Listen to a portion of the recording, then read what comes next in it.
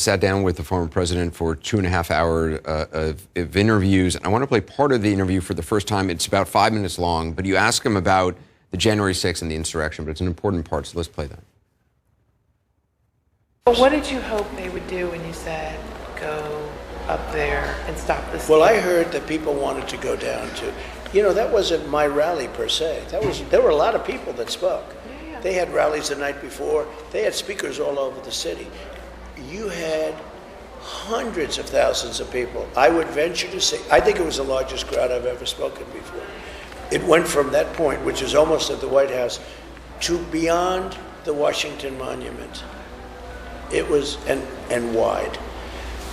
And but if you could have waited, and it was a loving crowd too, by the way. There was a lot of love. I've heard that from everybody. Many people have told me that was a loving crowd.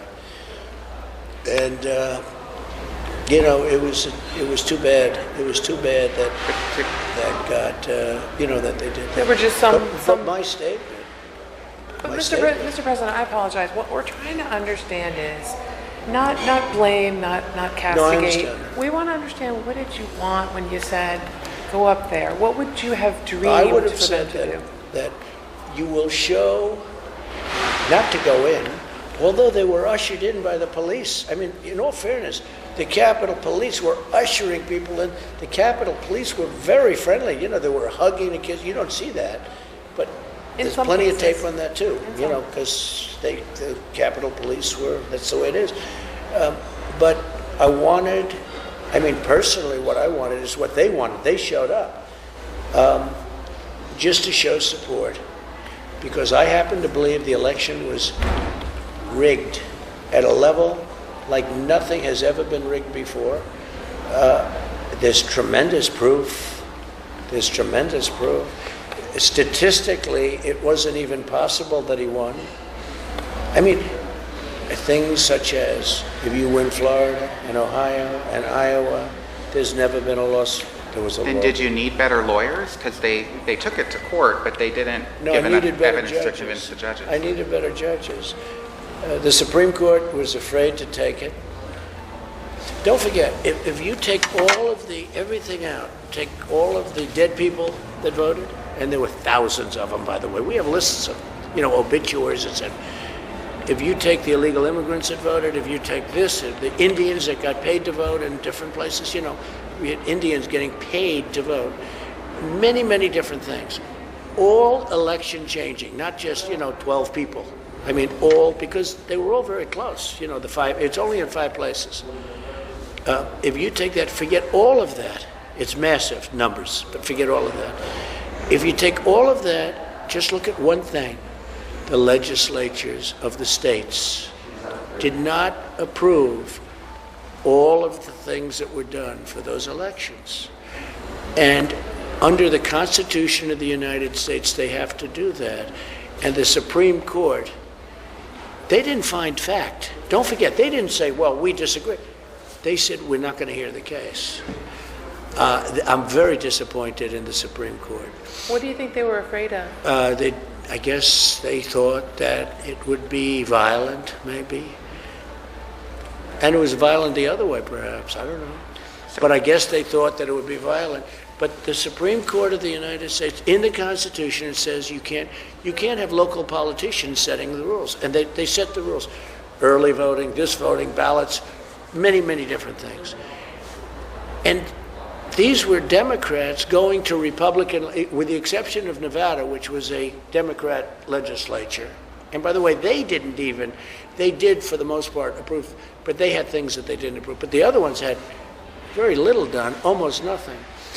So they were setting illegally all of these rules, regulations, everything. Poll watchers who were absolutely brutalized and thrown out. We had no poll watchers allowed in buildings for days. Okay? It was an illegal, corrupt election, as bad as a third world country. Okay.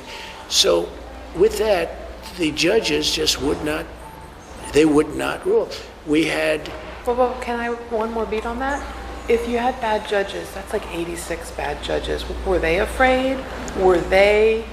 Some of them were people you appointed. No, that's true. I'm not saying, I appointed them, and I was very disappointed in them. I mean, there's so many. It's fascinating that I mean, I said this. This is like listening to Nixon drunk rambling, except he's not drunk. He's just rambling, and that he still is holding on to all these lies. The idea that poll watchers were brutalized, but there was love, nothing but love, and the police just ushered in these loving people into the Capitol on the day of the attack is sickening. I mean, it's stunning. This is this man was president of the United States. Hart, I don't even know what to really ask about it, but what was he doing during the attack? I mean, you have reporting in this book about he was unreachable. Anderson, our reporting shows that the president during the attack was sitting in front of the television watching it unfold. At first, he was happy. He liked seeing hundreds, thousands of his own supporters with MAGA flags, with Trump MAGA hats on their heads, storming the Capitol in a show of force. He enjoyed that. He thought he was proud of it. When the shots were fired and it became deadly and violent, he became more concerned, according to people around him, and yet he didn't really act to do anything. He was AWOL as the commander-in-chief. It took Mike Pence, the vice president, whose own life was under threat at the Capitol, in the basement of the Capitol in hiding, to actually call the Pentagon and try to organize and mobilize a military response. You also read that Ivanka Trump repeatedly, he was what? He was in the private dining room watching on television? That's right. And that he wouldn't take calls from people. Chris Christie, you report, tried to reach out to him, didn't take the call. Ivanka Trump would repeatedly come down to try to get him to do something? Well, it was really an awkward time because you might remember that as protesters literally broke into the landing near the Senate and lawmakers were scrambling for their lives along with their staff who were barricading themselves away from people chanting for their heads. During that time, the president actually tweeted something criticizing Vice President Pence. Eventually that came down. But Ivanka was being asked by the chief of staff, Mark Meadows, to please come down here. Let's get your dad to say something, to call off the dogs, essentially. Ivanka went back and forth between her second floor office, back and forth multiple times at Meadows' request, trying to get it right, essentially, with the president, with her father. And many people told us different ways that she was described that day, and not extremely forceful at first, but she was also compared to the stable pony to come in and calm the racehorse. She was her father's stable pony. Again, we've seen, we should show the video of, the peace-loving folks full of love being ushered into the Capitol, and, you hugging and kissing. Right. I mean, we have the video, of course, and we've all seen what the reality was. I mean, this is what they were facing. This is not Capitol Police officers ushering them in and even in the videos that we did see that, it was to kind of hold back the line by falling back because they were outgunned, outmanned.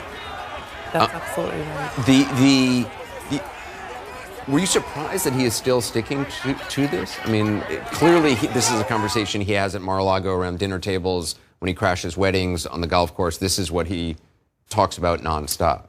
And it's not just this topic where he spewed lies to us in our interview. We talked to him for 2.5 hours, and on almost every topic, it was this sort of alternative reality playing out in his head. He brought up the fact, according to him, that he won the state of Arizona. Well, we all know he lost the state of Arizona. He lost the state of Arizona in part, according to some of his advisors, because he was attacking John McCain, a hero in that state. And he brought it up and attacked John McCain in our interview. And it's just again and again, he would say things that weren't true as if they were true, as if when you enter Mar-a-Lago and sit there in the lobby, you're in a different universe with a different set of facts.